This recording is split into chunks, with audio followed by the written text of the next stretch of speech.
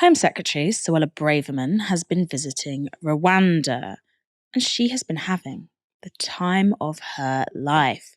This is her here, pictured outside the Wiser Riverside estate, which she claims will provide accommodation to asylum seekers deported from the UK. Live, laugh, love, Suella. Photo shoots aside, Braverman also invited her favourite members of the press to go to Rwanda with her. Journalists on The Telegraph, The Daily Mail and GB News were there to give softball interviews and gush over the facilities apparently on offer. On the other hand, The Guardian, the BBC, The Mirror, The Independent and The Eye newspaper were all banned. Reporting on Braverman's visit to the Riverside estate, The Telegraph's reporter gushed this. The houses provide families with off-street car parking, fibre-optic broadband, front and back gardens, an eco-design that also combats humidity and gases rising from the ground, and decor that would not look out of place in a British townhouse. Viewing the wooden-panelled interior of one of the two-bedroomed homes with its beige velvet sofa and floral pink scatter cushions, Mrs. Braverman said, "These houses are really beautiful, high quality, welcoming, and I quite like your interior designer. I need some advice myself." She added, "I'm really impressed by the quality of the housing you are creating. What is impressive is the pace of your rollout. It takes 2 weeks to construct a house with a team of 10 people. Yes, that truly does suggest high quality, doesn't it? 2 weeks to put up a house with beige sofas.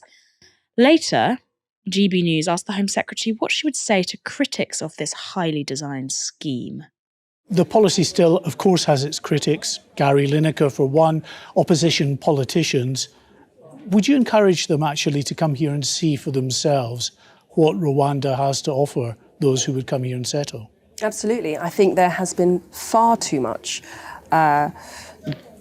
prejudice, frankly, snobbery amongst the critics, who most of whom haven't even visited Rwanda. This is my third visit to Rwanda. This is a welcoming country. It's a dynamic economy. They have a proud track record in supporting and resettling refugees in the region. I've just met several refugees from Eritrea, from Burundi, from the Democratic Republic of Congo, who found sanctuary here in Rwanda, and they have nothing but gratitude for Rwanda. So to all of those critics who display a gross prejudice against Rwanda, I tell them to visit first and then judge. Someone who has visited Rwanda many more times than Suella Braverman is British journalist Michaela Wrong. She's recently authored a book on Rwandan President Paul Kagame's 23-year regime, and speaking to The Guardian, she said this: "Rwanda and the Democratic Republic of Congo are on the brink of all-out war. The M23 guerrilla group, a Rwandan proxy, has sent 600,000 to 800,000 Congolese villagers fleeing their homes, and Braverman is happily validating the African leader widely recognised to be responsible for the destabilisation of the African Great Lakes. Britain should be discussing slapping sanctions on Rwanda. It is the only message Kagame responds to, rather than planning to send migrants there. Maybe Rwanda should also slap sanctions on us for telling them that their interior design with beige sofas and pink cushions is worthy of copying." GB News also asked Braverman whether she thought the Rwanda deal meant the UK was giving up on its international responsibilities to refugees. Surprise, surprise, here's what she said. Coming to Rwanda, or being resettled to Rwanda via the UK, if you've come to the UK illegally, will be a blessing. You will be provided with humanitarian support. It will be a humane provision for you. But I also say that ultimately we need to stop the people smuggling gangs. And that's why Rwanda is important. The people smuggling gangs are exploiting thousands of people. They are receiving, people are paying thousands of pounds to take an illegal journey, to take sometimes a tragically fatal journey, to break our laws and to undermine our rules in the vain hope that they might have a life in the United Kingdom. By working with our friends here in Rwanda, we break the business model upon which these gangs are operating. Let's just get into the logic of that. First of all, it's a blessing to be deported from Britain to Rwanda, you receive loads of support and a new life, plus homes that have protection from gases from the ground. Who could not want that? But the scheme is also somehow supposed to be a deterrent.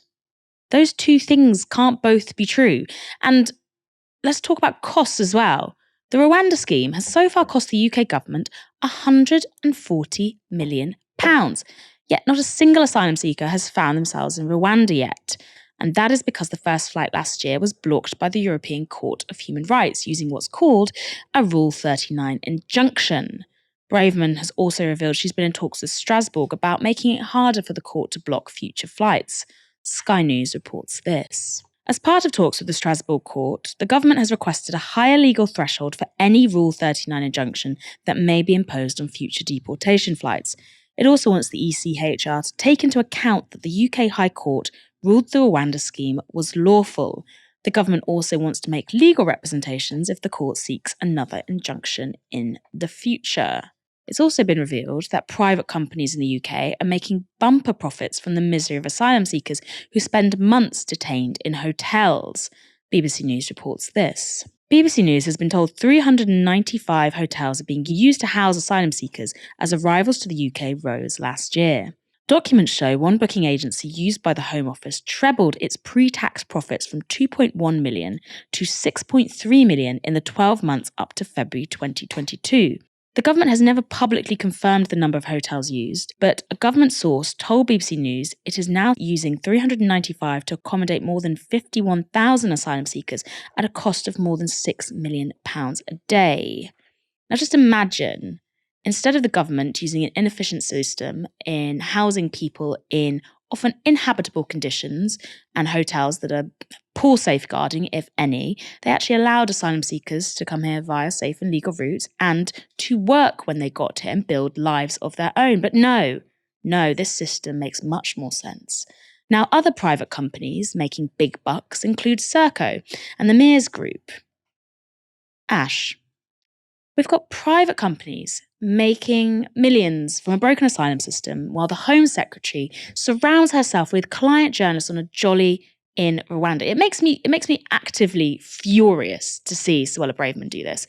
Where, if anywhere, do actual asylum seekers fit into this pantomime?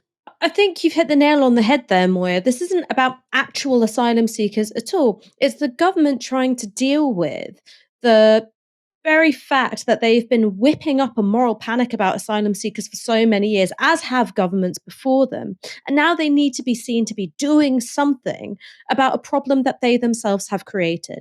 The problem that they've created is that they've closed down safe and legal routes for most of the world's asylum seekers, only allowing for a very small number of individuals from Hong Kong, Afghanistan, and Ukraine to be able to come here.